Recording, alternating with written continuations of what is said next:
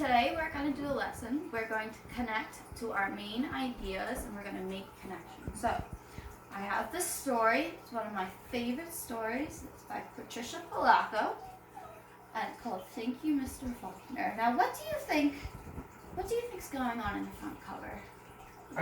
Raise a quiet hand. What do you think's going on in the front cover? Yes, Christopher. I think the kid's having trouble in class. I think so too. I think it's a good observation. Oh. What do you think the teacher's thinking? Christopher. How can I help her? So we are going to find out how Mr. Faulkner helped our friend.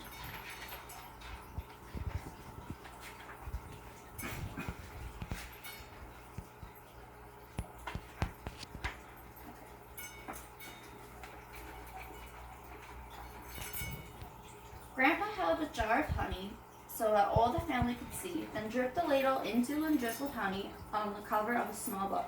The little girl had just turned 5. Stand up, little one, he cooed. I did this for your mother, your uncles, your older brother, and now you. Then he handed the book to her. Taste! She dipped her finger into the honey and put it in her mouth. What is that taste? The grandma asked. The little girl answered, sweet! Then all the family said in a single voice, yes, and so is knowledge, but knowledge is like the bee that made that sweet honey. You have to chase it through the pages of a book. The little girl knew that the promise to read was at last hers. Soon she was going to learn to read.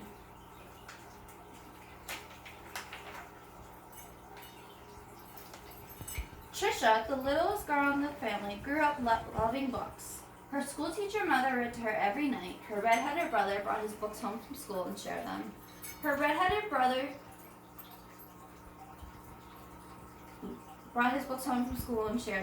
And whenever she visited the family farm, her grandfather or grandmother read to her by the stone fireplace. When she turned 5 and went to kindergarten, most of all she hoped to read. Each day she saw the kids in first grade across the hall reading, and before the year was over, some of the kids in her own class began to read.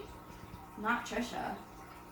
She loved being at school because she could draw. The other kids would crowd around her and watch her do her magic with the crayons. In first grade, you'll learn to read, her brother said.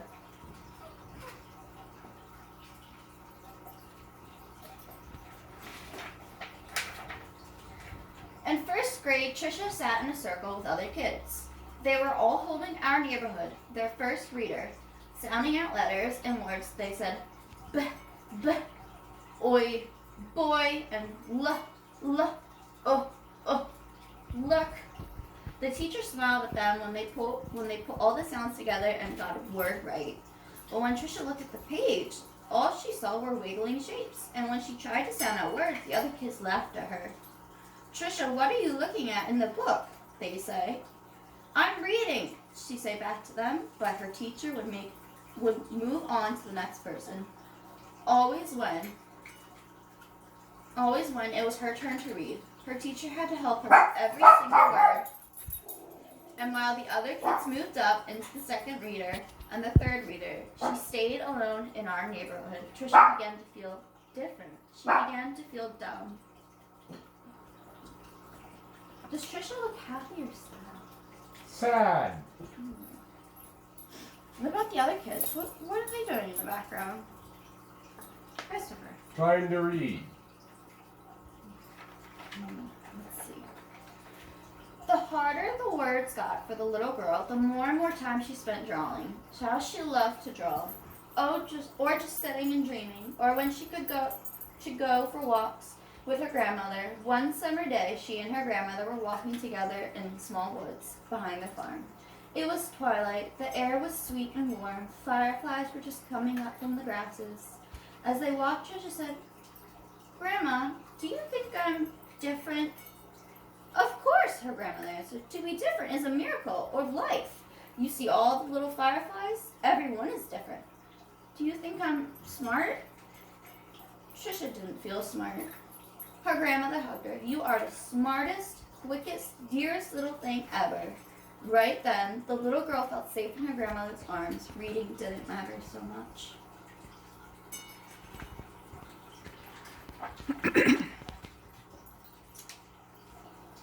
grandmother used to say that the stars were holes in the sky. They were the light of the heaven coming from the other side, and she used to say that someday she would be on the other side where the light comes from. One evening, they lay on the grass together and counted the lights from heaven. You know, her grandmother said, all of us will go there someday. Hang on to the grass or you'll lift right off the ground, and there you'll be. They laughed and both hung onto the grass. But it was not long after that night her grandmother must have let go of the grass because she went to where the lights were on the other side. Not long after that, Trisha's grandpa let go of the grass too. School seemed harder and harder now.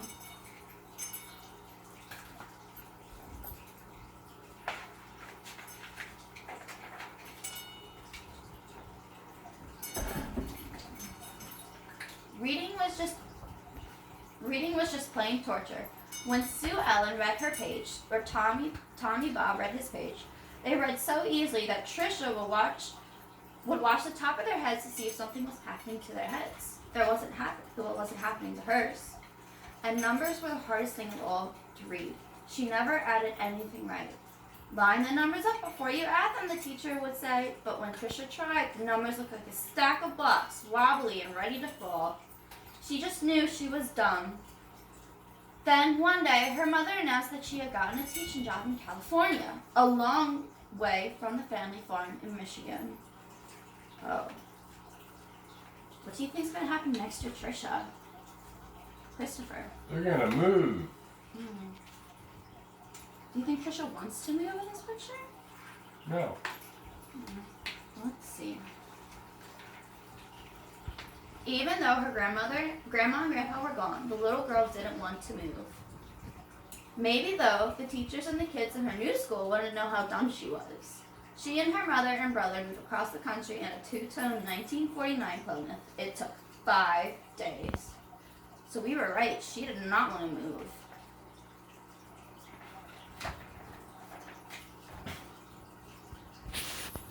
But at the new school, it was the same. When she tried to read, she stumbled over words. The cat ran.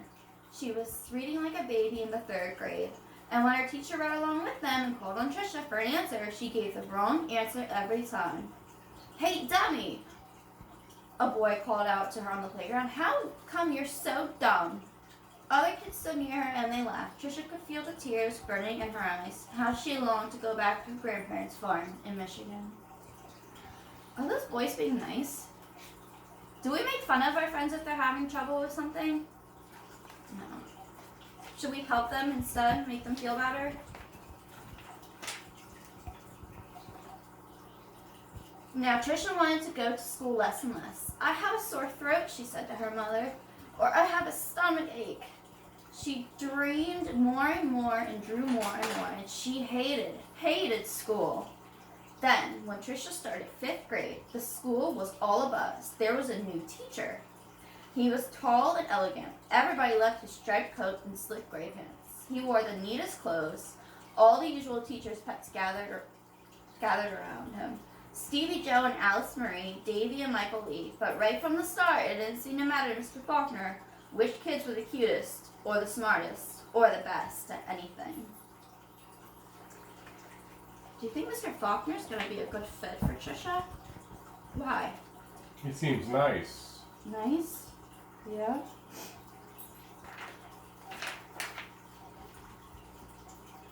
Mr. Faulkner would sit behind Trisha whenever she was drawing and whisper, "This is brilliant, absolutely brilliant.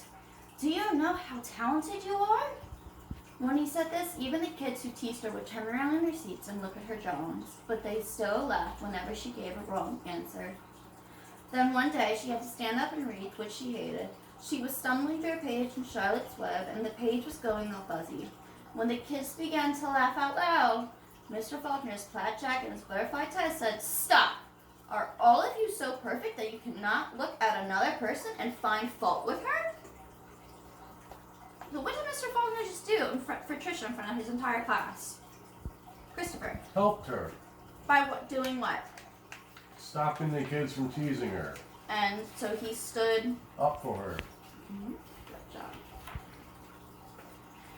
That was the last day anyone laughed out loud or made fun of her, all except Eric. He sat behind Trisha for 2 whole years, but he seemed almost to hate her. Trisha didn't know why. He waited by the door of the classroom for her and pulled her hair. He waited for her on the playground, leaned in her face, and called her Toad. Trisha was afraid to turn any corner for fear Eric would be there. She felt completely alone. The only time she was really happy was when she was around Mr. Faulkner. He let her erase the blackboards. Only the best students got to do that. He patted her on the back whenever she got something right, and he looked hard and mean at any kid who teased her. Oh, does Trisha solve her bullying problem all the way? Let's see. But the nicer Mr. Faulkner was to Trisha, the worse Eric treated her. He got all the other kids to wait for her on the playground or in the cafeteria or even in the bathroom and to jump out and call her stupid or ugly. And Trisha began to believe them. She discovered that if she asked to go to the bathroom just before recess, she could hide under the inside stairwell during the free time and not have to go outside at all. In that dark place, she felt completely safe.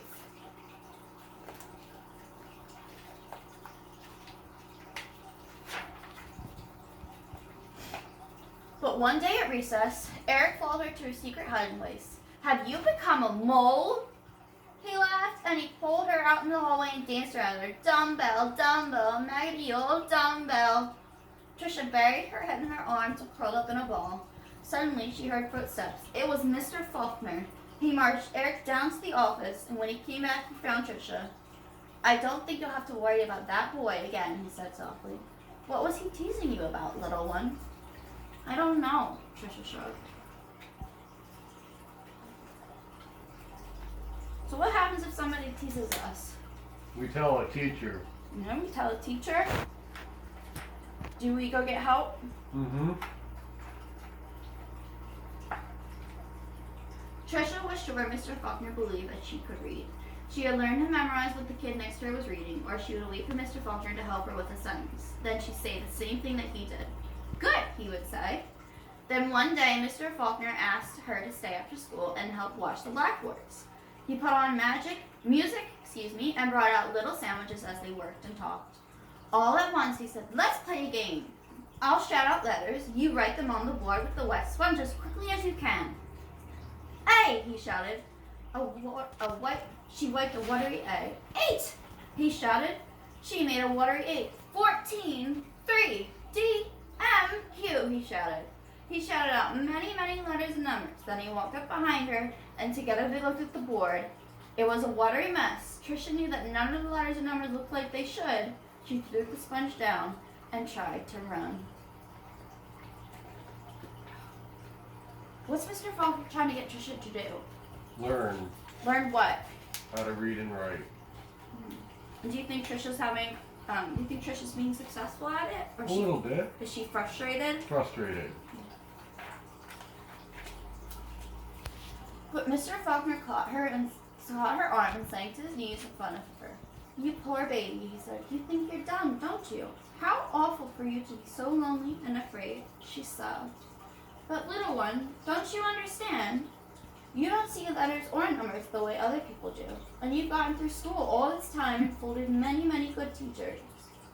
He smiled at her. That took cunning and smartness. And such bravery. Then he stood up and finished washing the board. "We're going to change all that. Girl, you're going to read, I promise you that." Do you think he'll fulfill his promise to Trisha? Let's see. Now, almost every day after school, she met with Mr. Faulkner and Miss Plessy, a reading teacher. They did a lot of things she didn't even understand. At first, she made circles in sand, and then with big sponge circles on the blackboard, going from left to right, right to left. Another day, they flicked letters on the screen, and Trisha shouted them out loud. Still, other days, she worked with wooden blocks and built words. Letters, letters, letters, words, words, words, always sounding them out, and that felt good. But though she read words, she hadn't read a whole sentence, and deep down, she still felt dumb.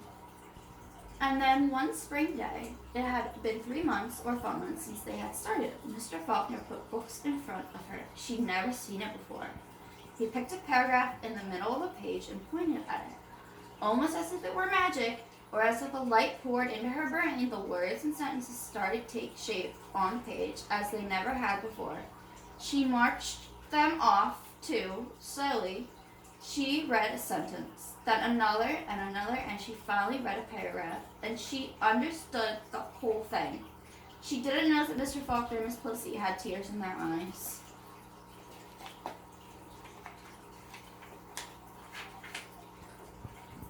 That night, Tricia ran home without stopping to catch her breath. She bounded up the front steps, threw open her front door, and ran through the dining room to the kitchen.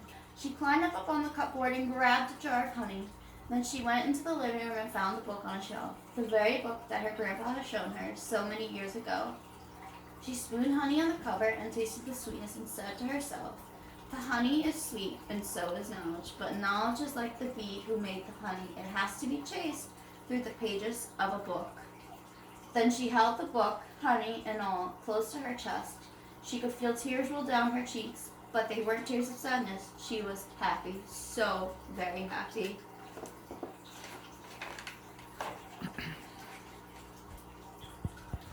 The rest of the year became an odyssey of discovery and adventure. For the little girl, she learned to love school. I know because that little girl was me, Patricia Polacco. I saw Mr. Faulkner again some 30 years later at a wedding. I walked up to him and introduced myself. At first, he had difficulty pleasing me. Then I told him who I was and how he changed my life so many years ago. He hugged me and asked me what I did for a living. "Why, Mr. Faulkner," I answered. "I make books for children." "Thank you, Mr. Faulkner. Thank you." The end. So what was the point of me reading this story to you today? What was the big idea? Yes, Christopher. Even though people are different, they shouldn't be bullied. That's right. Even though if you have trouble reading or writing or learning, you don't have to be bullied for it. And if there's ever a time in your life, like your friends or family, sometimes they get teased too, but it's okay because teachers were here to help. And like Mr. Faulkner, there's always a way out. Right. Okay, so that was our book. Now we're going to move on our next activity. So we are going to create a postcard. You're going to write to yourself about either the character or a scene in the story, and you're going to create the postcard and we're going to send it. Alright, so we have our supplies. So you have your piece of paper and your pencil and some colored pencils, and we're going to create a postcard and we're going to write a couple sentences. Okay? Now you can use the book too if you want to look through the book, see some pages. And I am going to go walk around the room.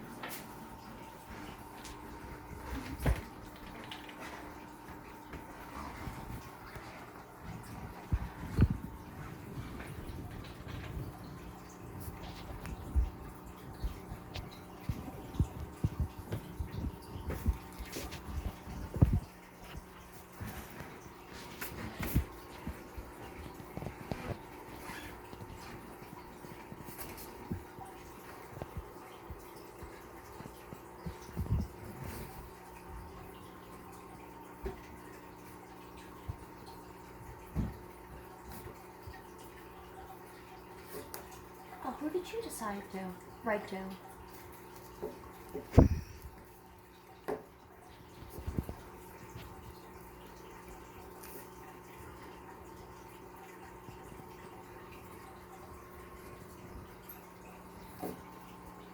Oh, good job. I like your sentences.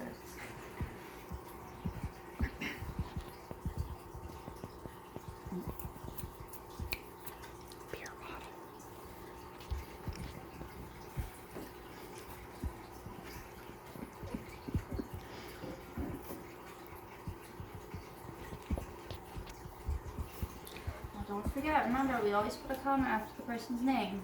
It's a letter, right? Mm-hmm.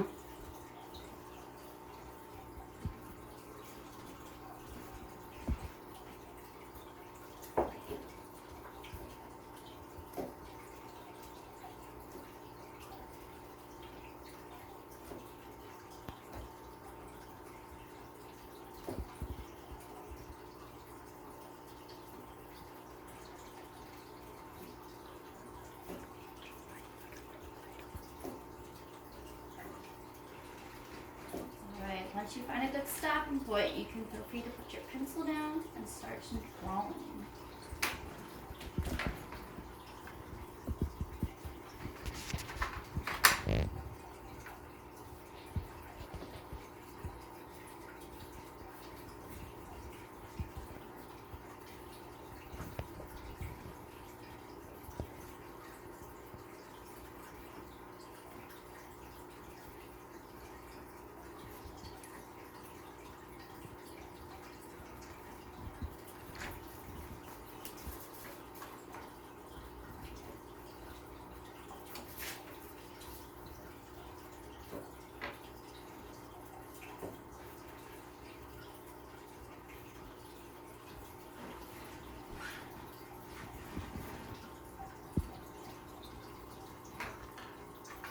Oh, I like how you picked the cover page to do it. That was a good idea.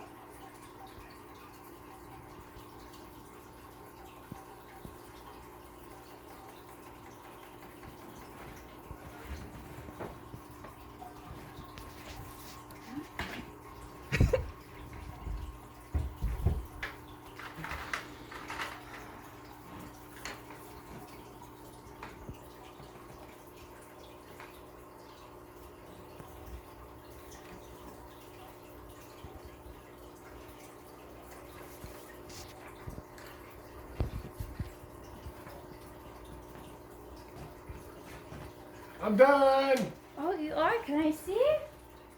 Oh, Christopher, it's beautiful. I love it. I love your punctuation and everything. And look, it's even addressed to his favorite teacher. All right. All right, that's good. All right, that's my lesson. Thanks, guys.